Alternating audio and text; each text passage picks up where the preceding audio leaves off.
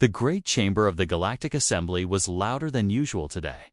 Every seat was filled with delegates from many worlds. Some were tall and thin with shimmering skin. Others had wings or glowing eyes. They all gathered to discuss the rising. Danger of the Zarn Dominion. The Zarn were spreading fast, conquering planet after planet.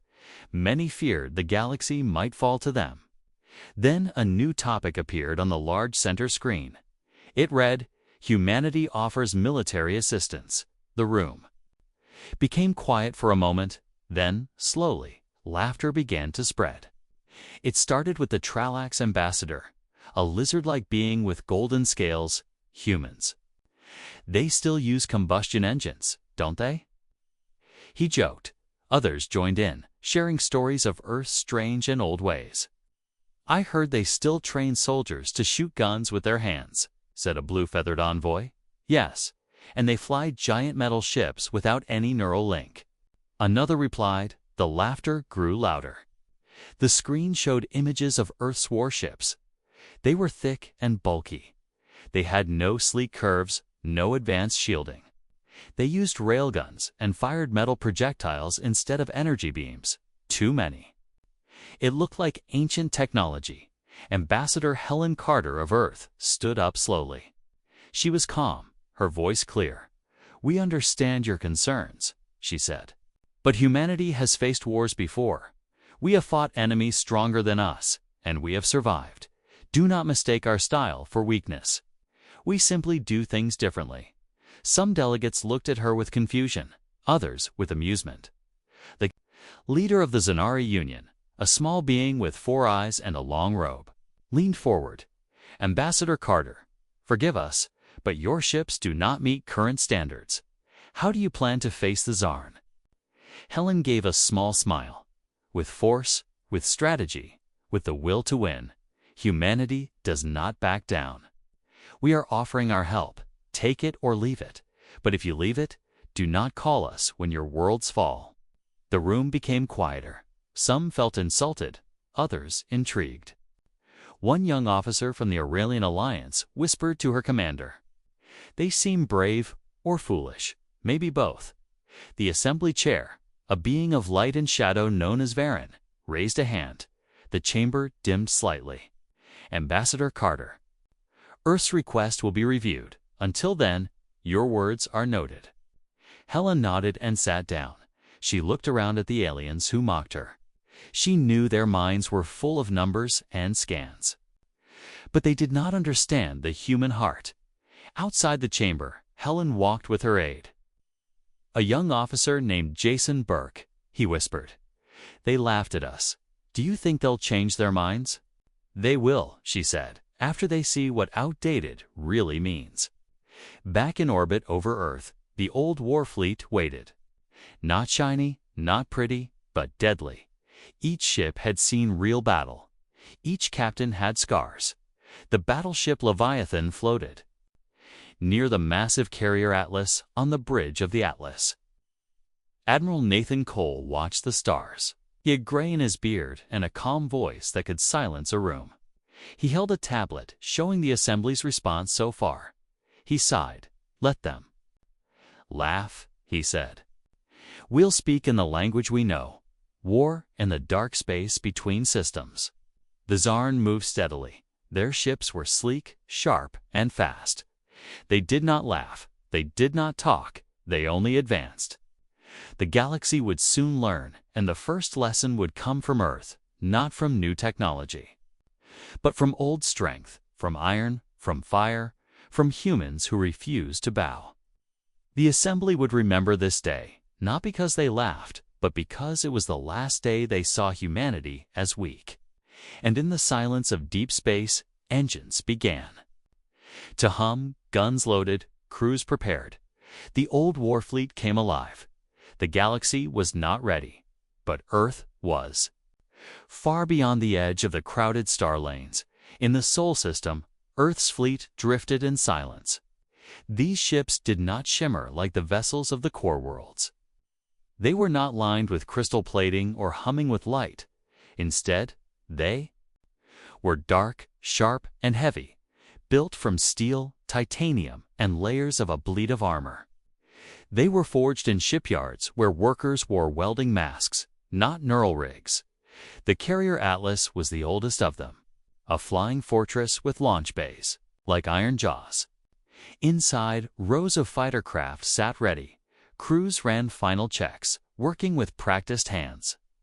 Above them, the voice of Admiral Nathan Cole echoed across the intercom. All stations, prepare for jump. This is not a drill, Admiral Cole stood on the bridge, hands behind his back. He had served Earth's defense forces for over 3 decades. He had commanded in the Belt Riots. He had seen the fall of Titan Station. And he was not here to impress aliens. Beside the Atlas, the battleship Leviathan moved like a hunting shark. Its railguns were housed in thick armor casings. Its engines burned cold and steady further out. The cruiser Forge and the destroyer Warden flanked the formation. The stealth frigate Wraith had already disappeared into the void. Preparing to scout ahead, Cole watched as the final jump calculations lit up the holodisplay. The target, Valterra Prime, a green world now burning. Under Zarn's siege. The alien coalition had failed to hold it, but Earth would not let it fall. Captain June Ramirez of the Forge contacted the fleet. Her voice was sharp and confident. "We're ready, Admiral. Let's show them how we do things in the dirt and steel." Affirmative. Cole replied, "All ships, initiate jump on my mark. 3, 2, 1, mark." The fleet vanished into slipspace. A flash of white-blue light followed. Then, silence, moments later. They emerged into chaos. Valterra Prime spun below them, covered in ash and fire. Dozens of Zarn ships hovered in orbit. They were sleek, silver, and alive with motion as the Earth fleet arrived. Zarn sensors flickered. Strange, the ships were crude, yet their mass signatures were immense. The Zarn commander, a being known only as Shirka, dismissed them at first glance. Primitive shells eliminate them quickly, but when the Leviathan opened fire, everything changed. A solid slug, the size of a city bus, tore through space at hypervelocity. It struck a Zarn frigate with such force that its energy shield shattered. The ship split in two. The alien crew barely had time to scream. More rounds followed from the Forge and Warden. Each impact was brutal. Each hit ignored shield frequencies and went straight through alloy and flesh. The Zarn were confused. Their systems weren't designed to counter physical attacks of this kind. They fired back with plasma bursts and ion beams. The Warden took a direct hit and lost its port engines. Flames danced across its hull. But the ship stayed in formation. The Atlas launched a wave of fighter craft. Sleek black Earth interceptors darted between enemy ships. They dropped old-style torpedoes. Some were shot down, others hit hard. The explosions rocked the battlefield. Then came a moment that froze the alien fleet. The destroyer Warden, now burning and crippled, turned toward an incoming Zarn cruiser. Its captain, Eli Brooks, gave his last order, ramming speed. Target, enemy power core, make it count. The Warden accelerated. Sparks flew from its hull. It crashed into the enemy ship with unstoppable momentum. A fireball bloomed. Both vessels were gone. On the bridge of the Atlas, Cole said nothing. He only nodded. Then a new voice came through the comm. It was Captain Rhea Morgan of the alien cruiser Solari, one of the few coalition ships still in orbit. "Admiral Cole, we did not expect you to engage so soon. That destroyer. It gave everything. Your forces fight with madness and honor." Cole answered plainly, "We fight to win. This is just the beginning. Keep your distance and cover our flanks. We'll break their line," as the battle continued. Alien fleets watched from afar. Some doubted, some recorded data. Some began to believe the humans had arrived, not with advanced tech, not with AI pilots or quantum torpedoes, but with raw strength, old instincts, and steel in the fires over Valterra Prime. The galaxy saw something it had not seen in centuries. A force that did not bend, did not flinch. The ironclad armada had arrived, and nothing would be the same again. The air on the bridge of the Atlas felt heavy, not from pressure, but from the weight of what had just begun. Through the viewing window, Valterra Prime spun slowly below. The planet's green forests and oceans were burning. Ash clouds circled its equator like a choking collar. Alien cities crumbled under Zarn fire. Screams echoed through emergency broadcasts from the surface, and in orbit, the humans stood alone. Admiral Nathan Cole stood still, his face calm, but his hands gripped the rail tightly. His voice came low but clear. "Report, who's still with us?" "Leviathan, minimal damage, forge, guns reloading. Wraith has not returned from recon. The warden is gone. We lost Brooks." Cole nodded once. He knew what he was doing. Make it count. The Zarn fleet circled in tighter patterns now. They were adapting, scanning, calculating. Their warforms shimmered with biosteel and plasma veins. Long, sharp holes moved like predators through vacuum. On board the alien dreadnought Vizar III, Commander Shirka stared at human ships with growing confusion. They do not retreat. They do not adapt. They persist. Even when damaged, they press forward. What is this behavior? An I node answered unmeasured irrational aggression. Recommend elimination with focused plasma beam array. Shirka's tendrils twitched. Do it. Back on the forge. Captain June Ramirez stood beside a gunner's pit. They're coming in hot. Arm the railguns. Override heat safeties. I want slugs flying until the barrels melt. The first wave of plasma fire tore across their bow. Shields flickered, then shattered, but the forge kept firing. Round after round slammed into Zarn corvettes. Some ships exploded instantly. Others broke into burning pieces. The humans didn't dodge much. They didn't dance through space like the core fleets. They absorbed, they traded blow for blow. They closed the gap from deep space. Something shimmered into view. It was the Wraith, returning from shadow. Its black hull glided like smoke through the battlefield. Inside, Captain Maria Lane stared. At her instruments, target-acquired Zarn rear supply skiffs, lightly guarded. Perfect, all units, moving in for surgical strike. The Wraith cloaked again, moments later. A series of controlled explosions lit up the far side of the Zarn formation. Their supply lines fractured, communications jammed. How? One Zarn technician barked. We had full sensor lock. How did they disappear? No answer came, only more explosions, back on the Atlas. Cole watched the battlefield with sharp eyes. They're unraveling just a little more. Push them. Fighters from the Atlas weaved in tight formations, not relying on automation, but on trained reflexes, manual targeting. Human pilots yelled through comms. They bled, they sweated, they made every shot count. For the first time, Zarn formations broke rhythm. They peeled away to regroup. The humans had not won. But they had not lost either, and that was something new across the galaxy. Surveillance probes captured the battle. Footage spread fast. Alien worlds watched in silence. The news anchors of Aurelian 7 asked, "Who are these Terrans, and how are they holding their own with junk metal?"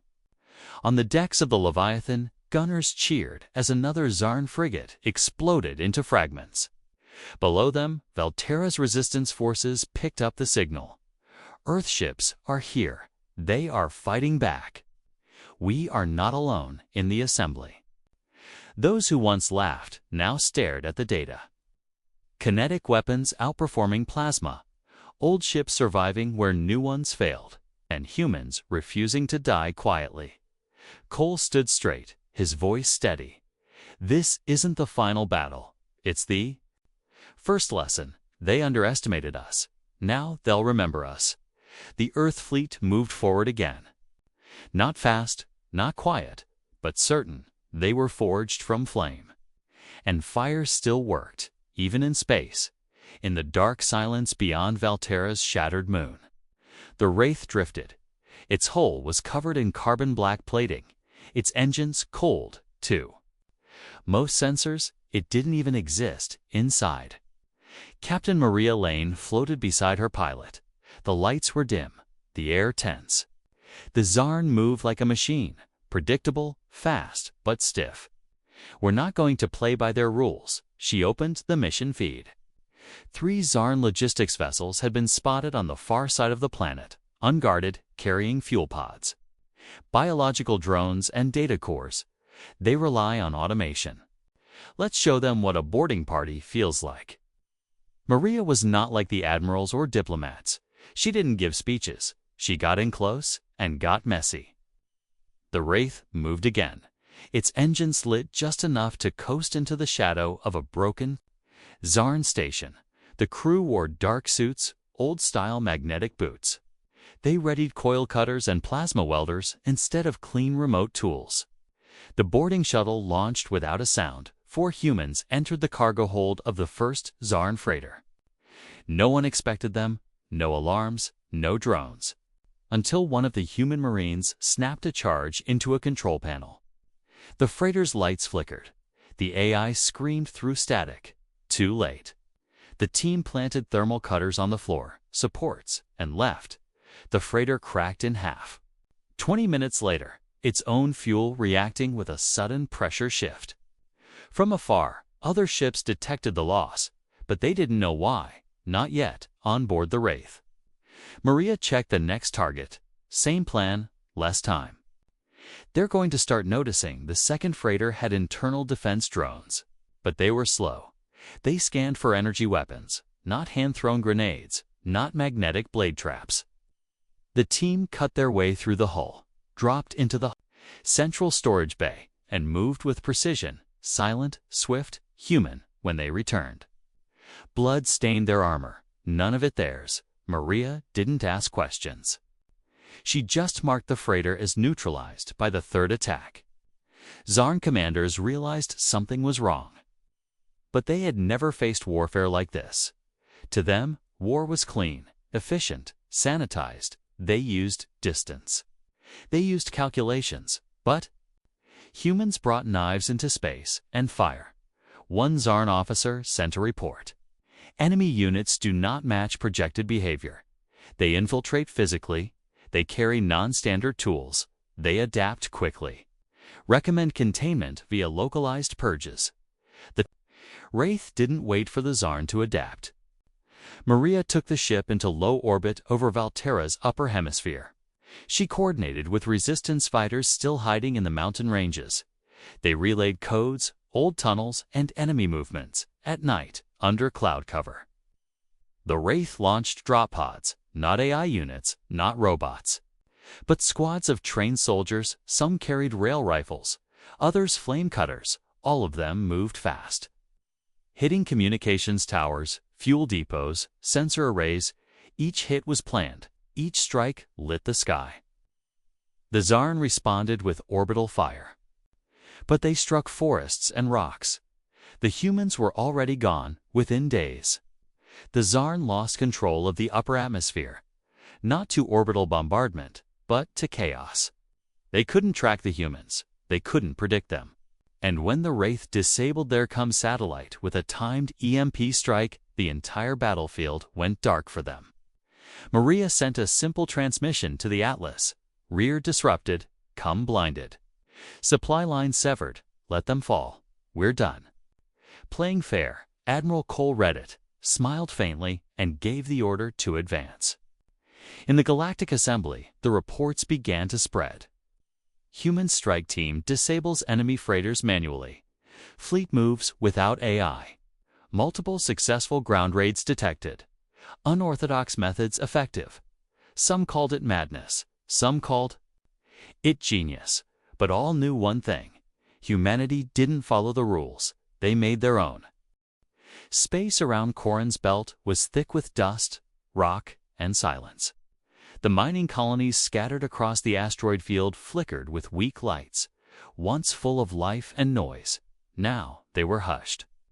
Under siege, outnumbered, cut off, the Zarn patrols swept through the belt slowly. Their ships weaved through the rocks like sharp blades through cloth. They were hunting survivors, hunting defiance. But what they found was something else, from the blackness beyond the system's edge. The Earth fleet arrived without a sound, no ceremony, no signal, just shadows with mass. Admiral Nathan Cole stared at the mess of Corin's field from the Atlas. His voice was calm. Start the sling, wake the rocks.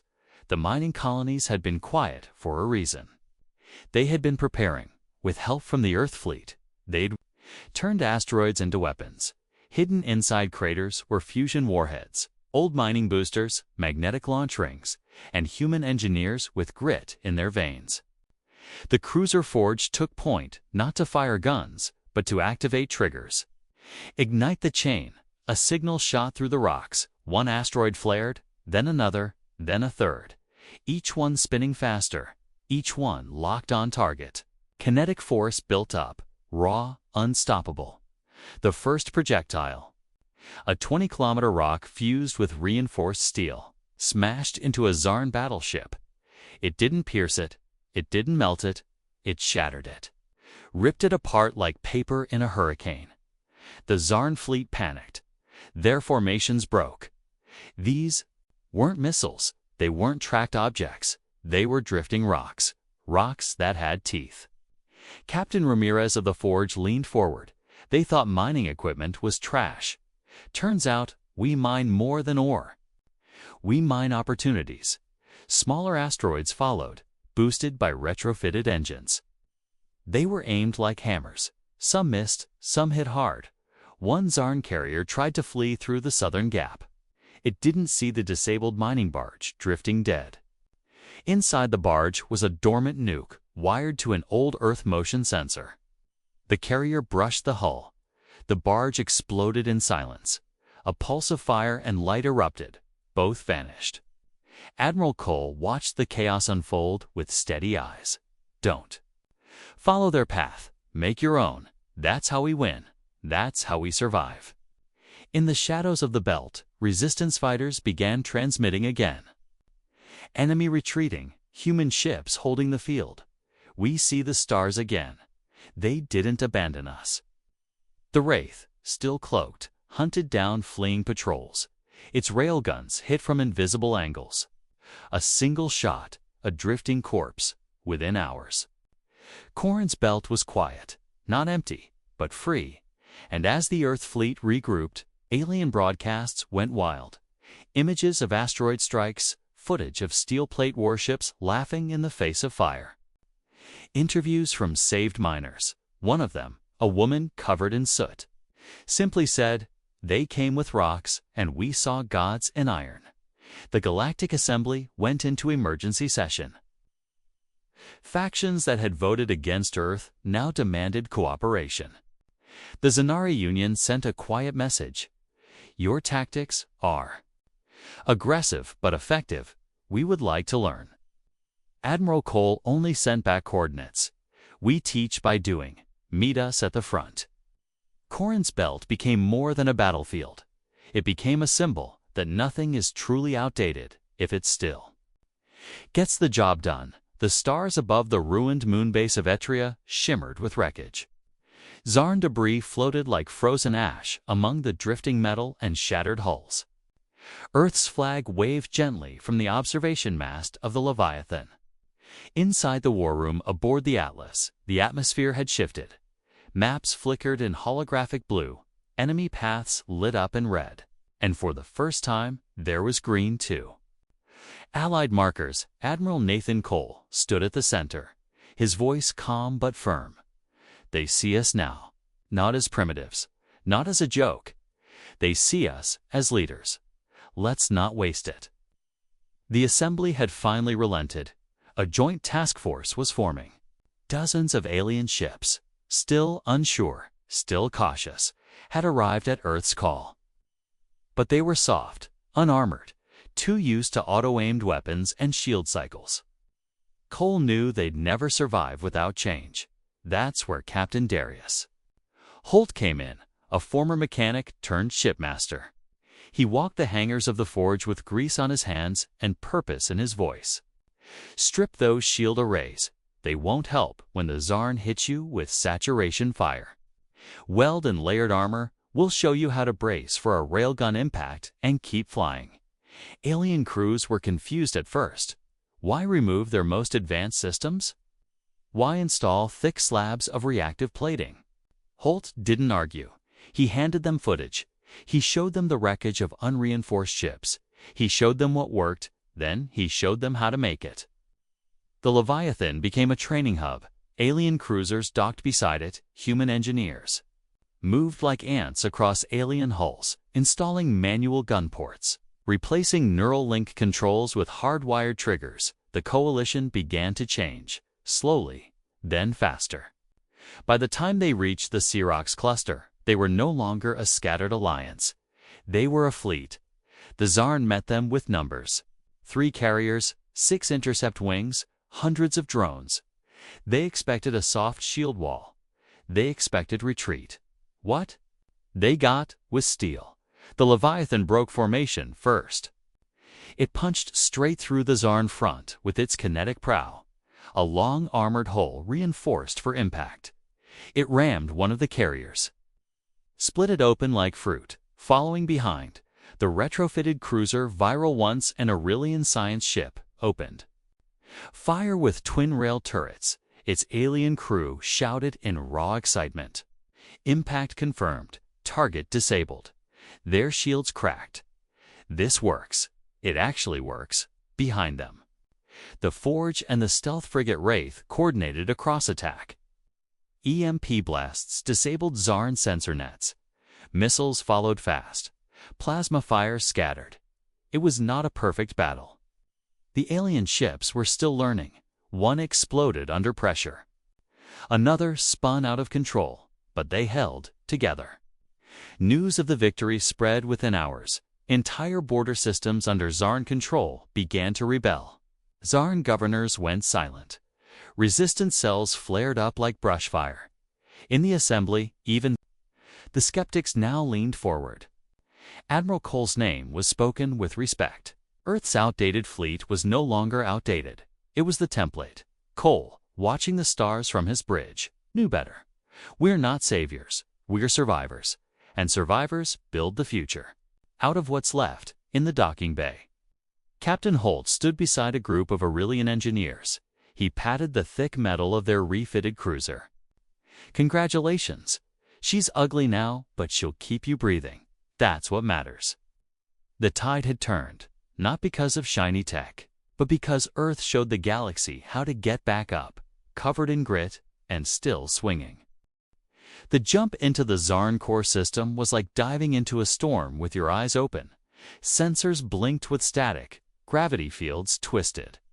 The air on every bridge tightened with unspoken weight. For the first time in history, an Allied fleet crossed into territory no one dared enter.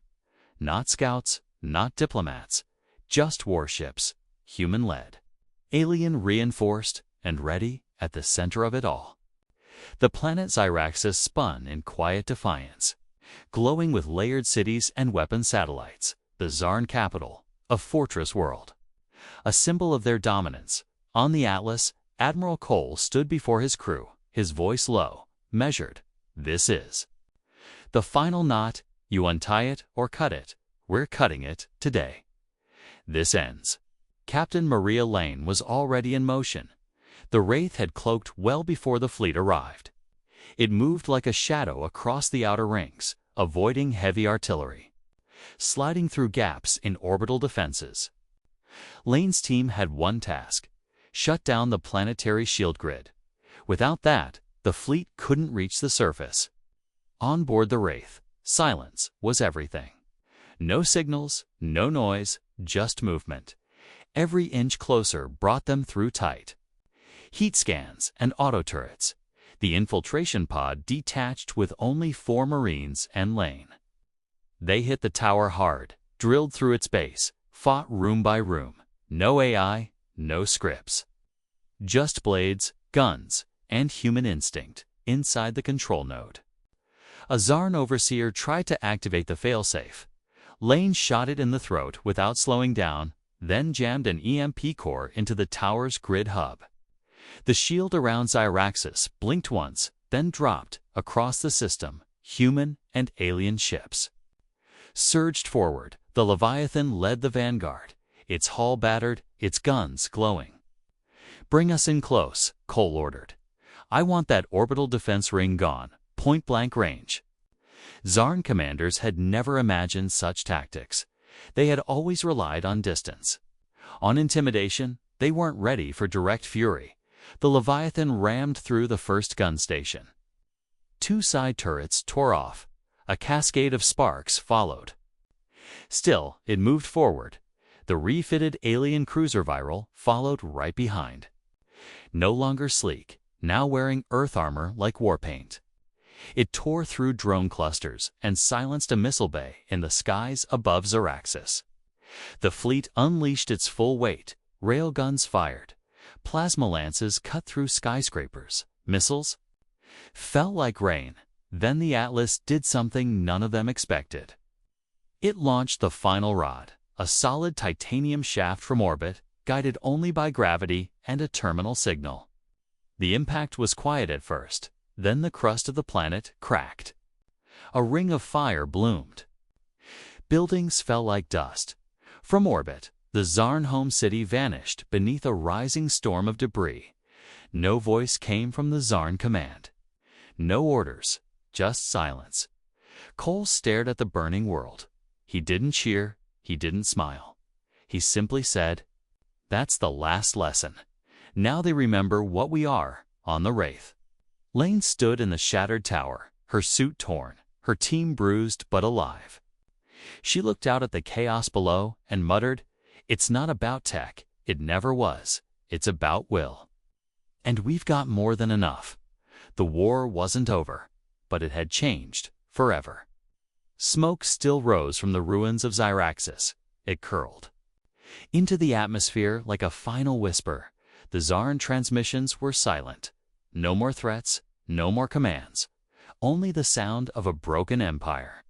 Above the planet, the Allied fleet hovered in cautious stillness, guns powered down, engines idling. The war was not officially over, but everyone knew the truth. It was finished on the bridge of the Atlas. Admiral Cole stood alone for a moment.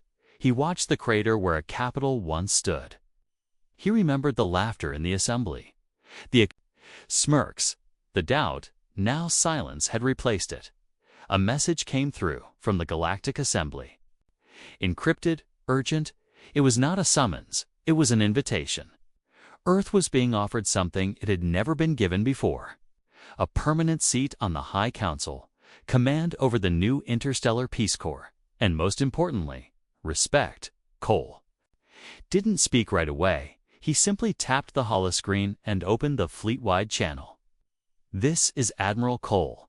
To every captain, every crew, every survivor, you did more than win a battle. You reminded the stars that humanity does not fade. We don't run. We rebuild, we return, and we rise, always, across the galaxy." Systems that had once mocked Earth now sent requests for aid, for training, for guidance. The Cruiser Forge began, helping rebuild defense platforms around liberated colonies. Captain Holt taught armor layering to species that had never worn a scratch. Captain Ramirez hosted live-fire drills using real debris fields. And somewhere in deep space, the Wraith remained unseen. Captain Lane led her crew into quiet battles against remnants of the Zarn, cleaning up what others missed. No medals, no broadcasts, just work. On Earth, cities lit up like never before. Monuments were built. Not just for victory, but for unity. The names of lost ships were carved into lunar stone. Warden, Vigil, Bastion, gone, but not forgotten. Alien cadets walked beside human instructors in new military academies. Tactics once called primitive were Now core doctrine and inside every briefing room. One quote stood at the front wall. Outdated is what they called us. Effective is what they learned. Back in the assembly hall, Ambassador Helen Carter returned to the same seat where laughter once echoed. This time, no one laughed. They listened. She stood without pride. Only purpose. We don't seek power, we seek peace. But know this, we will never again ask to be included. We will answer when called. We will lead when others fall, and we will fight when no one else will. The chamber stood in silence. Then applause, slow but growing, across hundreds of species. In orbit above Earth, the old warships drifted in ceremonial formation. Scarred, burned, but standing, the Atlas dimmed her lights for a final salute. Not for a farewell, but for a promise. They would remain ready, always. Because the galaxy had forgotten what humans were made of. But now it remembered.